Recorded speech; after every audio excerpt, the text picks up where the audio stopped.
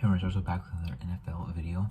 In this video, I'll be giving my predictions and rankings of the NFC West for the 2022 NFL season. So let's get into it. Number 4, I have the Seattle Seahawks. Obviously, they lost Russ. That's their, biggest departure of the offseason. So the QB1 battle is between Geno Smith and Drew Lock. I think both are below average options, but I think Drew Lock should get the job, I think he's the better option. I think he's younger, and even though I don't think he'll develop, I think at least he has a chance to. So I think that the best option is Drew Lock there. But anyway, quarterback will be a weakness. Then running back, they have Chris Carson, Kenneth Walker, Rashad Penny. Chris Carson gets hurt a lot, so they re-signed Rashad Penny, drafted Kenneth Walker. I think that'll be a very good room for them. Weapons-wise, they got the talent there. DK Metcalf, Tyler Lockett, one of the best duos in the league at receiver. Freddie Swain there. Noah Fant was a very good pickup from the trade for Russ. Still a young, productive tight end, who I think can still improve as well with his production. O-line wise, their left tackle will be first round pick Charles Cross. The right tackle could be third round pick Abram Lucas. He still got to earn that job in camp though in preseason. I think the interior line isn't as strong. Gabe Jackson, right guard. They signed Austin Blythe. Maybe he'll start at center, but Kyle Fuller is your current center. So I think O-line is still going to be the usual Seattle suspects O-line, but I do really like the tackle pickups in the draft though. I think on offense they'll be more of a running team. Even though they have the weapons to pass, I don't think their QBs will be able to make that happen, with whoever's starting, unless they trade for a guy. But even that there aren't the best options available. I think as long as their O-line is like a top 20 O-line, and there's whoever the QB1 is puts up close to average production, and their offense has a chance to be at least slightly productive this next season. But overall, I don't think this is going to be a good offensive unit. Jumping over to the defense, starting on the defensive line, I like what they've got there. They do have a Chandler Nwosu, who is I think an upgrade over Carlos Dunlap. I think they got Shelby Harris. They got Quentin Jefferson back on his second stint with them. Darrell Taylor, who is a good, solid young player, drafted in 2020, I think. So yeah, I do like the starters on his line. I think I know they were a pretty bad rush defense last year. I think Shelby Harris will help them in that regard. Pass rush, they've been lacking in that for a couple of years. I think Chandler Nwosu will give them some upgraded pass rush. I like the depth they have as well on the D-line. Poona Ford,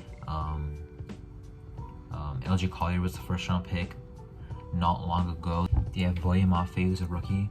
They have Brian Moon, who they gave an extension to recently. I like that starting D-line. I like the depth on the D-line. However, the rest of the defense I think looks suspect.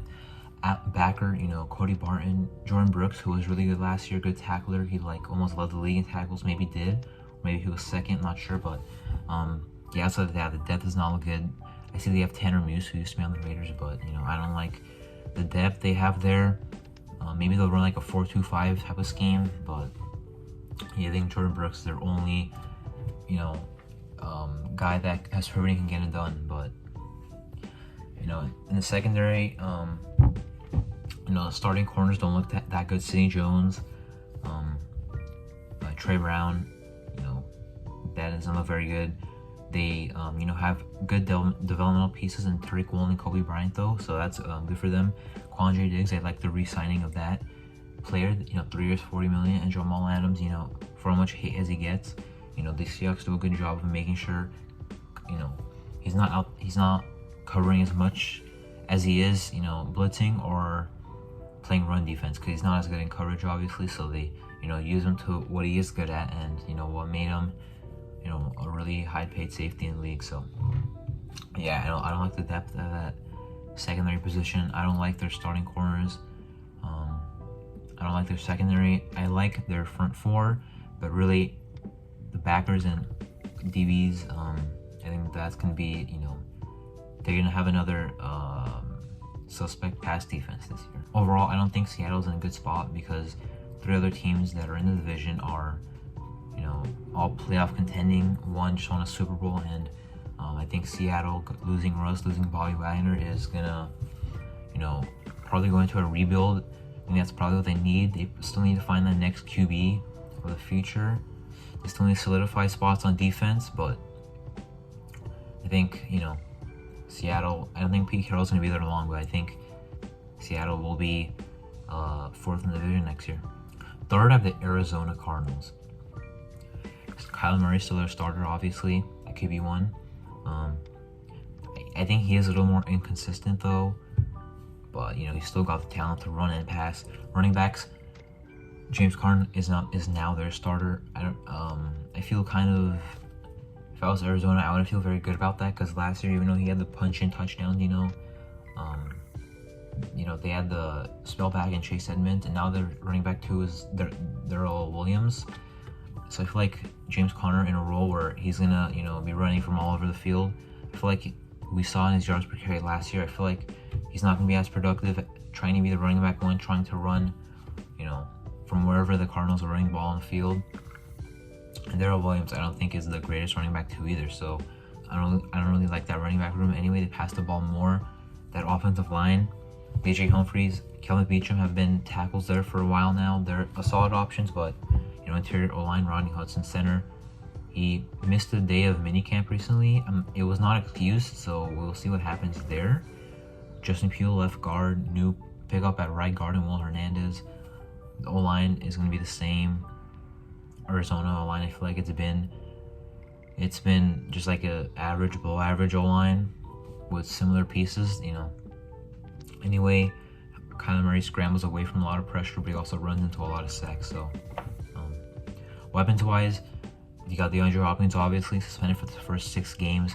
We saw it happen last year when he was out some games with injuries.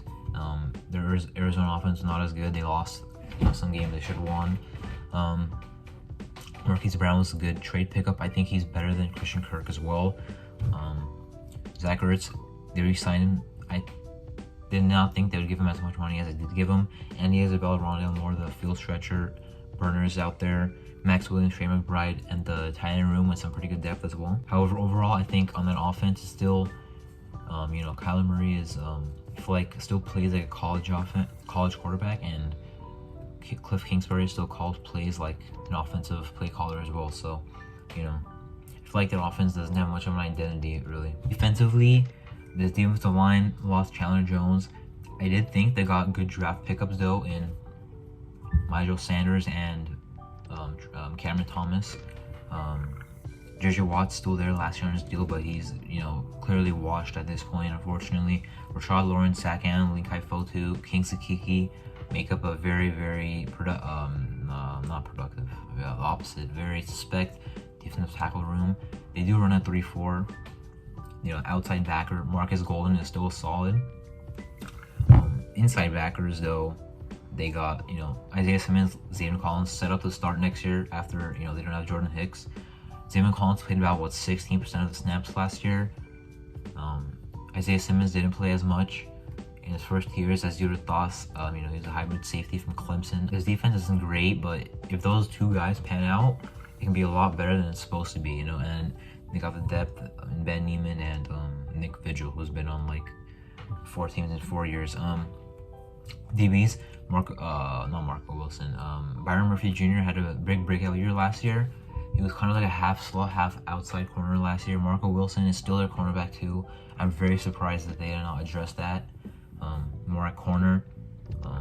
Obviously, Joe Gladney passed away. That was very sad to hear. Chris Thompson, Muda Baker make a solid safety duo, but I think this defense, it needs to think about what they're going to do with defensive end and defensive tackle and cornerback going into the 2023 offseason. I think their defense is not built to compete in shootouts, because that's what their offense already does, score as much points as they can. So I think the Cardinals don't even have a defense to kind of help them escape with some wins. And their offense, as I mentioned, Kyler Murray is kind of inconsistent. So I think the Cardinals have a lot to improve, even though they could still make the playoffs. They're still solid enough. They had 10 wins last year, so we'll see what happens. Number 2, I have the San Francisco 49ers. Obviously, the big question is who's going to start, Trey Lance or Jimmy Garoppolo.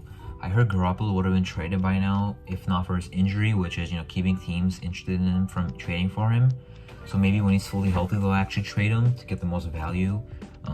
Now with Trey Lance, I've heard that they're, not confident in what he's shown.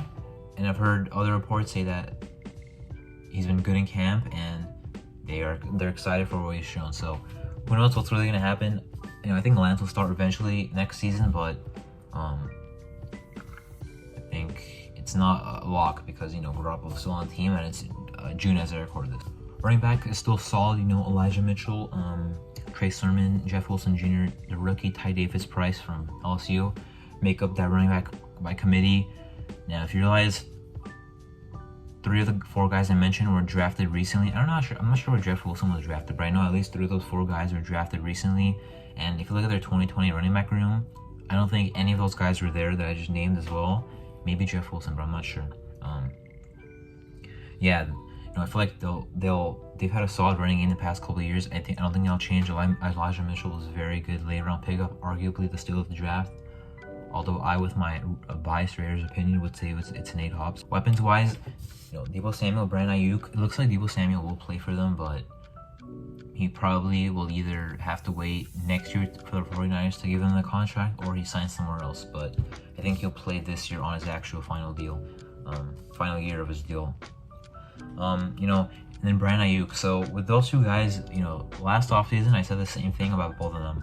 I said Deebo Samuel was overrated since he had that, down year with, he had some injuries as well. And then Brandon Ayuk, I also said he was overrated after his rookie year, which is kind of, pretty good actually. I was wrong, obviously, on the Deebo Samuel opinion because he proved me wrong. However, the Brandon Ayuk one, I was kind of correct on. Now, the 49ers fans tell me that, Brandon Ayuk wasn't utilized much, but I don't really know if I believe that because, their head coach is a very good offensive schemer and their offensive coordinator at the time is now a head coach on another team. So they had 2 head coach offensive schemers and play callers. So I don't believe that he wasn't involved as much. But he is still a solid wide receiver too. And they are kind of similar, Samuel and Ayuk. And then Kittle, obviously, I didn't know they had Tyler Kroft until I looked at their depth chart. So he's their tight end too. They drafted Danny Gray. They have Juwan Jennings, who I think is a pretty big receiver.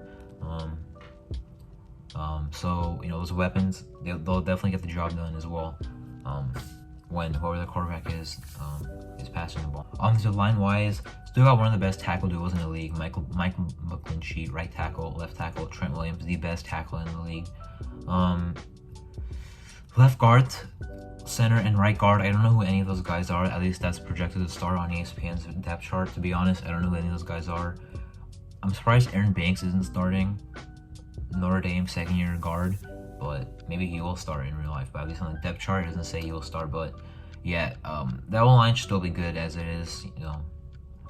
Good run-blocking offensive line. It has been for the last couple of years, and they'll get the job done in pass protection for whoever the QB is. So I think whoever starts at QB, whoever starts is gonna have the weapons, the protection, the running game, and the defense, which we'll get into now. That defensive line is still very stacked. Nick Bosa, Eric Armstead, Javon Kinlaw, D Ford. Javon Kinlaw, I feel like it's kind of an improving year because he wasn't as productive in his first 2 years. They traded back 1 spot to get him as well. Got good depth. They drafted Drake Jackson as a pass rush specialist. What other guys they got here? Kerry Hyder Jr. has been productive recently. Samson Ebukam is on the last year of his deal. He and Drake Jackson, I feel like, are both like 3-4 outside linebackers. Not really handed to their rushers. That linebacker room still held down by Fred Warner, who may be the best backer in the league, even though I still like Bobby Wagner a lot. Aziz Al-Shahir, solid, and Dre Greenlaw, solid. So that linebacker room is still solid. DBs, Jimmy Ward is still a great free safety. George Odom is their starting strong safety. I don't really know who that is, to be honest. Emmanuel Mosley is a starting corner for them. I thought he was not a very good corner, but when I look at his advanced stats of last season, he actually was, a lot better last year than I thought, so that's good for them. They signed Tre'Davious Ward on a deal that I think was kind of an overpay, but I think he is a solid signing for them. I think that secondary is going to hold it down. The linebackers will definitely do their job. D-line will definitely wreak havoc, so that defense is going to rank very highly, I think, in pass defense and run defense. So 49ers, they have defense, they have a solid enough offense, I think, to make a good push for the division. But I think the Rams, who obviously will be number one, as I haven't mentioned them yet, will be number one. But I think San Francisco is still a team that you don't want to play in the wild card. That's what happened to the Cowboys last year. They were the favorites. I mean, they weren't really the favorites. More people thought that San Francisco would win, but Dallas was the 3 seed. San Francisco snuck in as a 6 seed, and they made some teams pay in the playoff. And number one, I have the Rams, who are the defending Super Bowl champs. Still have Sean McVay, they still have Stafford, they still have a lot of the great pieces, which we'll get into. But I think the Rams overall,